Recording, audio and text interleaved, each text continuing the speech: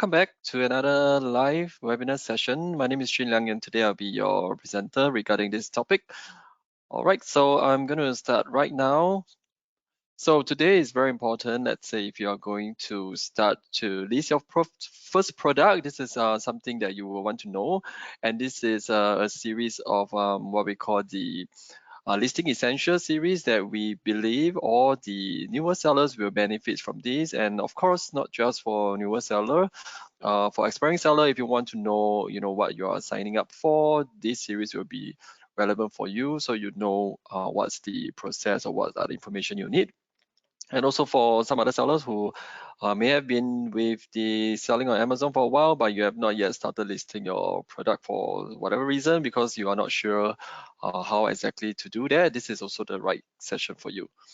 Right, so today is going to be the first session of the series where I will go through what do you need to prepare before listing your first product. All right, so to help you save time along the way,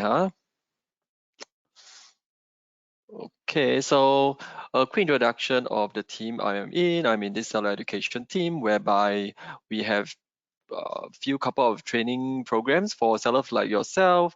Now, the very common one, which is the Amazon Seller University, you can access it when you have your Seller Central account. Go under the Learn tab, you can see Seller University. You can keep track of the learning progress. There'll be short videos and other PDF documents that you can read on the go and do your self-learning. The other one, which is the one that you are watching right now with me, you're attending with me, is the Amazon Live webinar. All right, and this is the part where you get to interact with me, and also sometimes I do invite external speakers from service partner, etc., or other Amazon staff such as the account manager, etc., to come to the session. So if you have any questions, let me know in the question box. Once again, I will address it before we end. And also, during the registration process, if you put in any of those questions, I have already extracted those questions in the morning. Now, if you just sign up not long ago, I may have missed it out. So in the end, if I go through the Q&A, if you see that I missed it out, just type it into the question box for me again. All right, thank you. Right, so the session will be recorded and then it will be available at our official YouTube playlist. Okay, so on your right, again, questions is on your right side. You can see on the box whether you're using the browser version or you're using the desktop version of the GoToWebinar. You will be able to see the question box on your right. All right, last but not least, whatever information that I'm sharing today is accurate as of today. Now, if you are going to watch this recording a couple of months down the road, always check back to the Seller University or the Seller Central Help for the most updated information. Okay, there are some important notice for you to take a quick read on this.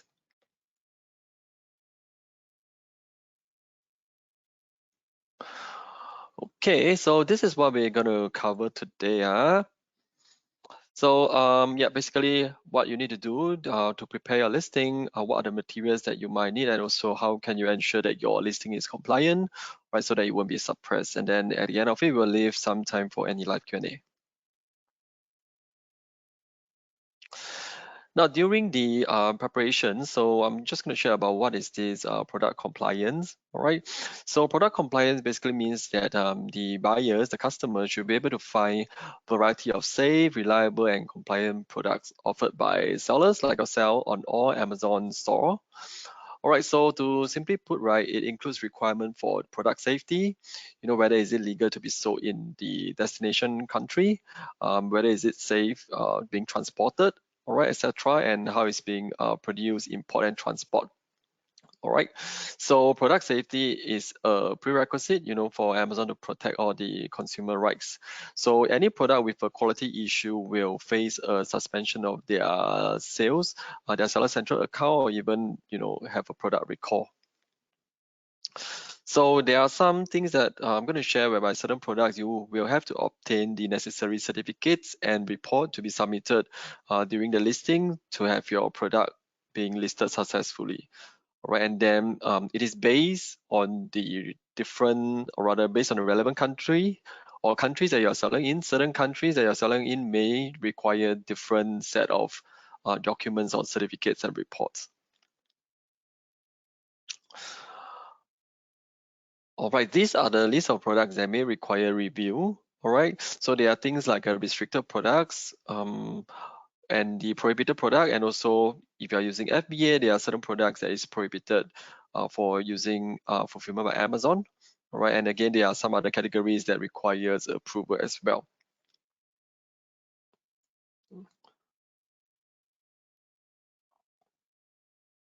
Okay, so these are the common US regulations. As now we are talking about selling to the US store. So for the other stores, maybe like EU or UK, there may be other regulations as required. But since we are focusing on the US, so these are the US common regulatory authority that you will need to get in order to list certain product that is that requires approval, like the one I mentioned in the previous slide. Okay. All right, you can see over here, but not to worry. In the Seller Central, actually, there is a page that you can refer to. Before you even start listing, you can go to that page and type in, what you're going to list, and then it will give you an idea or guide on what are the requirements or reports that you need.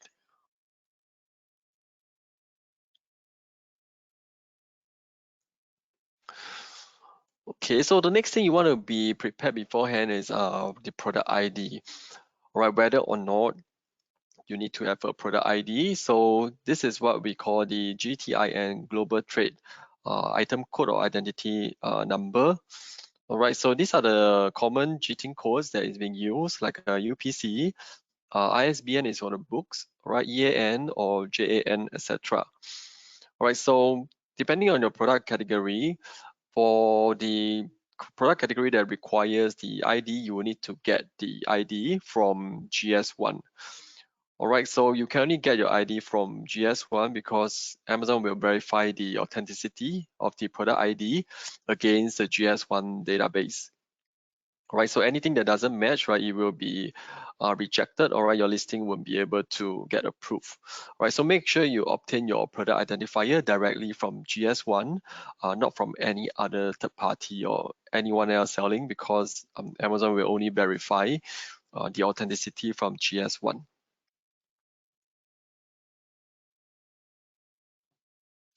So we do know some products may not necessarily need a product ID, right? So you can request a GTIN exemption for those products, right? So there are some cases here. All right, now first of all, to know whether your product need an ID, you might want to check whether the existing Amazon catalog has the product you are planning to sell. All right, so if it's a existing product, it matches an existing product, you can add your listing, which is your offer, on the existing product detail page without a GTIN, right? Because that GTIN is already there on the existing product.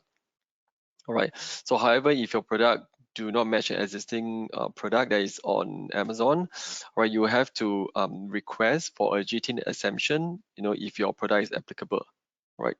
So there are four cases here whereby you can apply for the GTIN exemption. All right, first one is you are selling a product for which the brand, the manufacturer, or the publisher do not provide a GTIN, right? Such example will be like private label products or those handmade products. Second one is the products whereby you or the manufacturer and you do not have barcodes on your product. Again, it could be like private label product or handmade products. All right, third one are some product parts that don't require GTIN, for example, mobile accessories or some automotive parts. All right, so the last scenario is you want to sell a bundle pack of more than one product. For example, you want to have a pack containing a leather belt and a wallet, or a pack of 2 shirts. All this you do not have a GTIN because these individual product may already have their own product IDs. Now, a quick guide on how can you get the GTIN exemption. Now, first of all, when you are listing your product, you have to put down what exactly that you want to list. All right, if you're adding a product not sold on Amazon, meaning you can't find the product on Amazon's catalog, you'll click on that, and then it will prompt you to put in what exactly you are going to list, which product category. Now over here, you have to be very sure you're selecting the right category, or rather the closest possible to your knowledge, all right, for the system to assess whether or not you can have GTIN exemption for that particular category.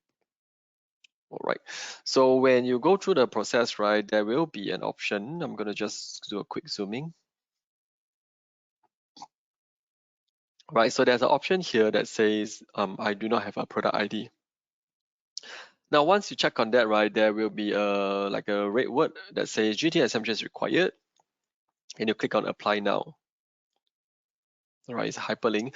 So on the page for the application, you will be required to fill in certain information. All right, depending on the category you're selling, it may or may not be the same form or question that you see over here. Now again, put in the information to the best of your knowledge. All right, and then you will get the result whether or not your GTN exemption is approved or not. Okay, I hope you are clear.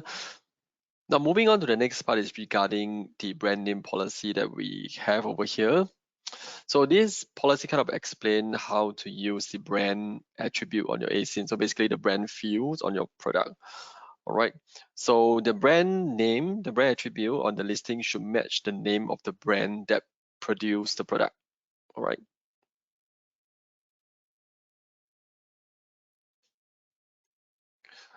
Okay, I'm going to go back a slide to show you where this brand name comes from. Okay, over here you can see on the third fields, that is the part, the brand name part. Okay, so if you're going to check the box that says this product does not have a brand name, so over here you automatically populate as generic, so you'll be selling a generic product. Now if you have your own brand, all right, or you could be having the authorization to sell another brand, you would be able to put the brand name over here.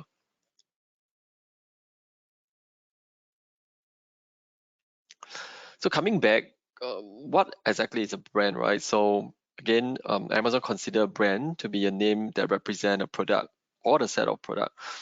All right, so in short, right, product from the same brand share a common name, logo, or other identifying mark that will appear on the product or its packaging. All right.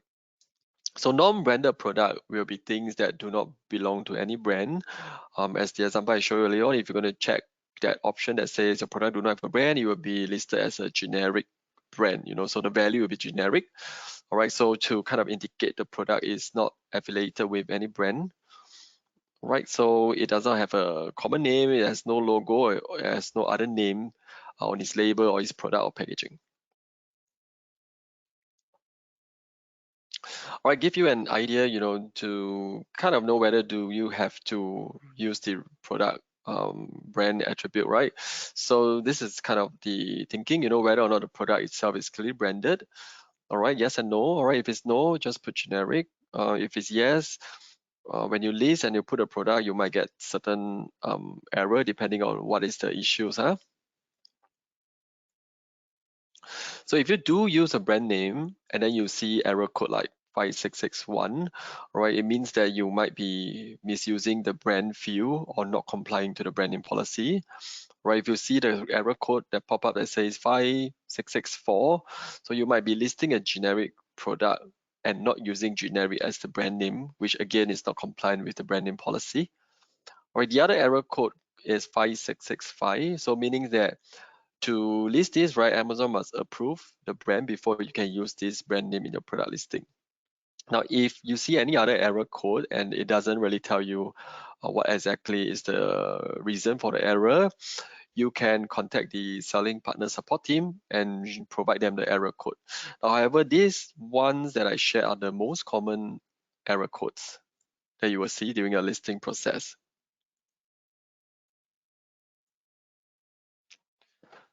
All right, so in the event that if you really do have to contact the seller support, right, this is what you need to prepare, huh?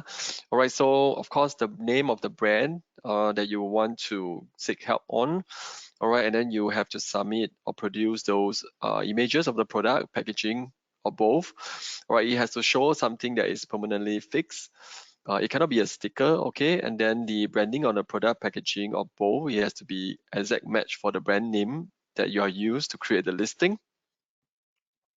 All right, so the image quality, you do not need to use a same quality as the one you use for your main image. You can take a photo with your mobile phone, etc. So long that it shows the product packaging, right? That can be held, you can hold it on your hand or you can place it on the table to take those photos. All right.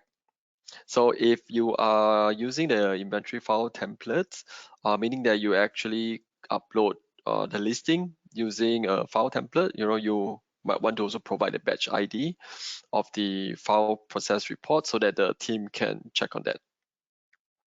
All right. So last but not least, do ensure that your brand that is on your packaging is not a sticker, right? A sticker is not considered as a permanently affixed branding. All right.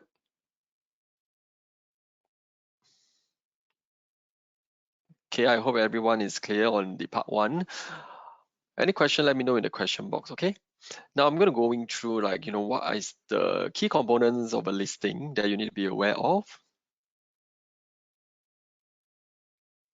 So there are 8 major components of a complete listing. So this is something you can also prepare beforehand. So first one is title, product image, bullet point, description, search term, A+ content, the browse node, and also the brand name. All right. So to give you an idea, this is where you will see the different components that appears on the typical listing. All right. So for the title, right, actually help your buyer make an informed purchasing decision faster while also helping you to build your brand. Okay. And these are the requirements for the title. All right, I won't go through too much detail of this, but just make sure that you don't use all caps. All right, and then do not use any accent character or emoji, etc. All right, and then also do not use any subjective terms such as hot item, bestseller, etc. on your title. All right, the next one is the product images. All right, so it has shown that the quality of the main image significantly impacts the click-through rate. All right, it will actually make your customers want to click on your products to view your product details page if you have a good quality main image. Right, again, these are some requirements. I won't touch in too much, but later on I will also share what is the basic stuff you need to have as a main image. All right, so this is basically the different requirements, but you can search for it, product image requirement in Seller Central as well to look at all these image requirements. And then next thing you want to know is you have bullet points, all right? As a guidance, you can put 4 to 5 bullet points that showcase your unique selling point of your product, all right? The unique characteristic for your customers to really glance and read it through to know whether or not this product is it for them. Right, so you cannot exceed more than 500 characters, right? This is per bullet points. Okay, so we do recommend maybe have about 200 characters, right? If not, the whole bullet point will be very it will look like a little bit too much if you have too many bullet points characters over there. Yep.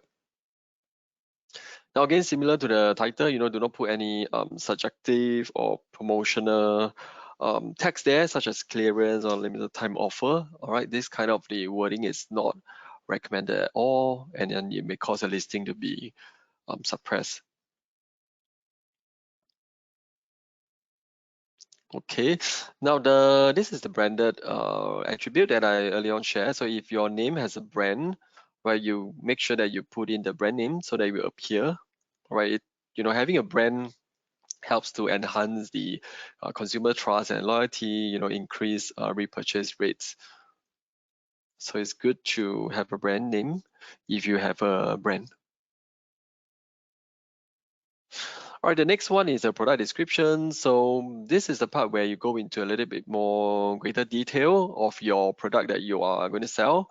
All right, it should actually supplement the bullet point and not something that you already mentioned in the bullet point. It's not going to be a repetitive text of a bullet point. All right, it should just add on to give more details about your product, the functions or feature, unique selling point that is in a more detailed manner.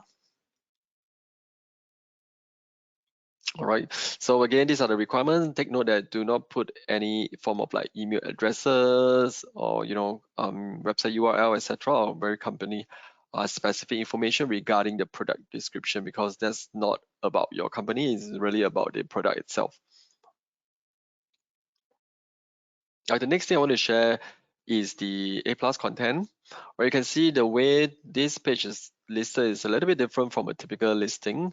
Right, this is one of the brand building feature that is there is available for brand owners. All right, so for a seller who have a trademark, all right, and manage to enroll into the Amazon brand registry, you will be able to unlock this brand building feature called the A+ content. Now you can make your listing more enriching, and there's a lot more feature. You can put in tiles, comparison, etc., to make your listing a little bit more attractive compared to the typical listing.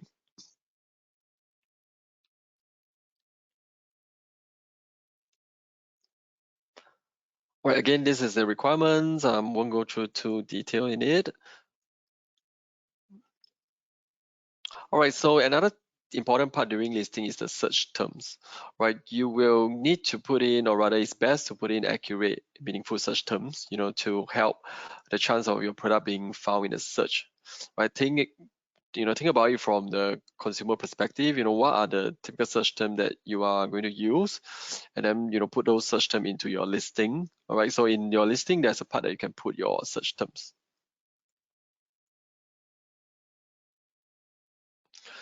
Right, these are the requirements for the search term. All right, so one thing to know is you don't need to put in reputation word. All right, so that's it's case insensitive. So it doesn't matter if you were to put small caps or upper letters, yeah, to use the search terms. Okay, last but not least is the category browse node. It's a little bit technical in that term, but actually, I will explain it more like like a filtering that is available, right? So, ensure you actually use these right category in your listing, with all this information, and then fill up as most information as you can during your listing, because with those details, right, customers can further narrow down their search by selecting a specific product category or subcategory, and then they can browse along, right? So if your product is having some of this feature, but somehow you didn't fill it up because it's an optional field during your listing, when your customer filter for certain features or materials that you actually have, your product may kind of miss out appearing in the search. So that's the 8 important elements of a listing. And then now to quickly share, we have something called the listing completeness score. So this score is not really shown anywhere. It's more for your own evaluation of your own listing. All right. So each of the elements that you use for your listing, we kind of gave a score, like a 10 points, 20 points, depending on which of the scoring, or rather which of the attributes that you use in your listing. So try to aim for at least about 80 points, as your minimum benchmark. All right, that means you get a completeness grade score of A. So all your core attributes are present. Now again, having use all of these attributes doesn't mean that you can stop right there, right? This just give you a guidance that you have used all the core attributes, right? Then again, you will need to focus on optimizing, your all these attributes in a way that makes sense. You can't just put two-liner of bullet points and consider yourself having used the bullet point, and then you give yourself 10 points here, okay? So it doesn't work that way. So having this self-evaluation is good to know that you're on your way to getting a 80 points benchmark. And again, each attribute you will have to put in the right details, the right information, optimize it, all right, along the way to make sure that those core attributes are being used properly. So this just give you an idea of like a continuous process, etc. By having all those 8 core attributes that I shared earlier on, you will be able to get more conversions. You attract more customers, more internal and external traffic, and then you go on to your product detail page more. And then with the more exposure, more visibility, you will naturally get more conversion and more orders, etc. So this is just to show how important, to have a continuous improvement in your listing. All right, lastly, on this part is also to show that our internal survey has shown that those with a grade of this complete listing, the listing completeness score I show you, actually have a higher order value or order volume compared to those with grade B to E. All right, the third part I'm going to share is how to ensure that your listing is compliant. All right, so one thing you want to avoid is getting suppressed. So if you do up your listing before, or you've seen somewhere before, you will see that some of the times your listing may get suppressed. They will show this status suppressed. All right, so when your listing is showing as suppressed, it means that this listing won't be able to show in any of the search results due to certain quality issues. All right, so you will need to, highly recommend to fix those suppressed listing as soon as possible, because without showing up any search result, it means there's not going to be any sales or transaction. Nobody's going to view your listing. So do fix your suppressed listing and avoid getting it suppressed. All right. Okay, the typical issue of getting it suppressed is if you do not have a main image. All right, I think this is slowly being resolved in a way that now in the listing process, you can no longer, if I recall, you can no longer actually save it if you do not have a main image. All right, so what this still could happen is you might upload a main image, but then again, your main image may have quality issues, or it could be found to be infringing, and then it got taken down or got flagged by the system. You will might encounter this issue as main image missing. All right, because of that reason, even though during the listing time you are already required to put in the main image, but somehow your main image is not compliant. All right, and then there are other things like your product description, etc. If you're putting certain claims on a description that is not valid, somehow the system can and able to detect certain claims that you might mention there that is not compliant. All right, you may get suppressed as well. All right. For different types of category, there might be different cases, right? So for example, if you are listing a child-related product in shoes, right? If you don't have a size or color value, etc., it might be suppressed, etc. All right, so there are some other cases for the alternate images. All right, alternate images may also take into account of having your listing being suppressed as well. All right, but these are the different categories of the image requirement. Okay, going through the example, right? So believe everybody should more or less know already. The images that you use as your main image in your product listing in Amazon has to have a pure white background. All right, you can see the difference here, right? For your main image, you need to have a pure white background.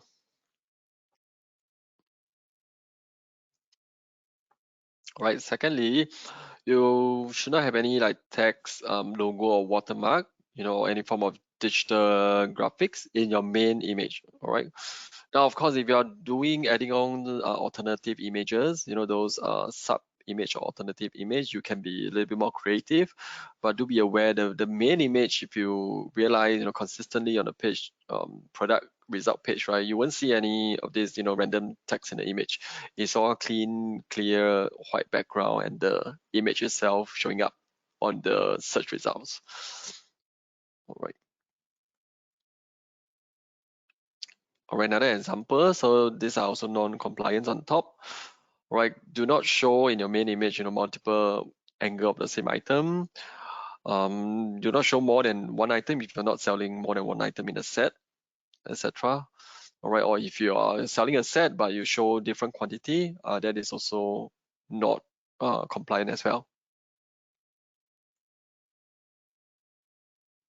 All right, so for the what do you call it, apparels, all right, so for if you're selling under the apparel category, right, only this category you can use the models, right, to kind of hold your product, etc. Right? If it's not those category, right, you cannot use any form of the model, right? You need to use showing the product image alone itself.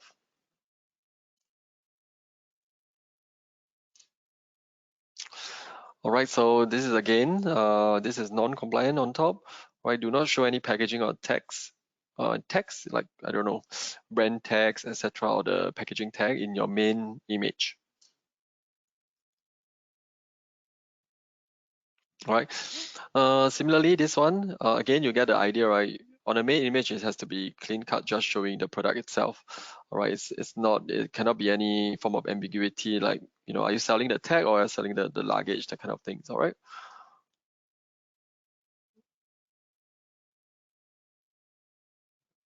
Okay, lastly, no cropping.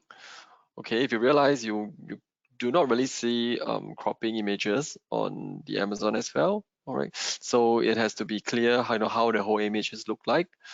There should be no form of cutting off or cropping of certain image. All right, because that gives your customers room to think differently than what the original product is, right? So it has to be shown in its entirety. All right. Okay, before we end and go into the live Q&A, just want to share some key takeaways. For your first listing, do always think of the product compliance and product safety. Think about whether your product needs an ID. If not, how or whether do you need to get a GT exemption. Or think about your brand name. If you're going to sell your own private label product, you need to get your own trademark, etc. If you are going to sell into the Amazon US, then you will need to get a trademark from the US PTO, right? So that in the event, if you have your own trademark, you register your under the Amazon brand registry. If anybody were to sell, infringing your product or selling a fake product of your popular product, you can actually file infringement and report them, and then their listing will be taken down. All right, that is provided you have your trademark and then register under Amazon brand registry. All right, and then things to note of is the 8 major component of a complete listing, and its requirements. Take into consideration some of these non-compliant image that I show you, non-compliant main image. All right, you can really be creative using the alternative image where you can showcase lifestyle images of how customers actually use the products. Right, that can be shown in the alternative image, but not in the main image. All right, and then if you have any listing that is showing suppressed, clear this up as soon as possible, because suppressed listing won't be show up in any of the search results at all. So it's very important to avoid having a listing suppressed and also to resolve any suppressed listing as soon as possible.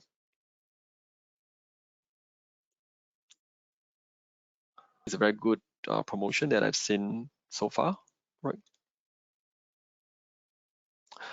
All right, then I don't see any more questions. So thank you so much for having your afternoon time with me. So I will see you in the next webinar.